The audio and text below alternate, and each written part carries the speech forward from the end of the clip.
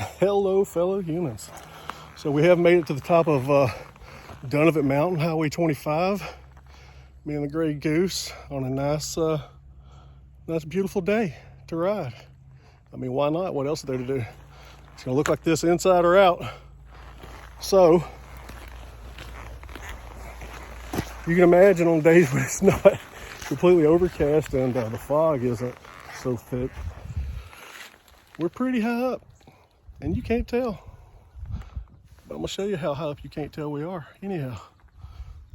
It's one of those places where you stand on the edge and your friend acts like he's gonna toss you and you about shit yourself and you get pissed off at him, you're ready to kick his ass. And it's one of those type of heights.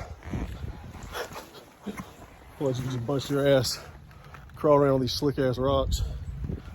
But yeah, anybody grew up in Leeds, Dunnavant, Vandiver, any of these areas up here, I'm very familiar with this little pull off, and been coming here for years since I was a kid. I was brought up here as a baby, so it's a cool spot. It's a cool little destination ride if you're just looking to get out of the house and ride just to ride.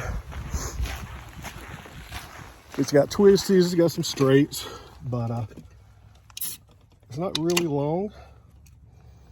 I would say this road's probably maybe 10 miles long. If you go back this way, is the way we're gonna leave out that way. We're not gonna go back the same way we came. That's towards 29 Dreams.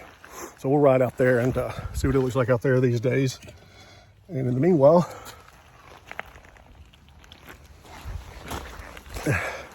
we'll have a Modelo on the mountain.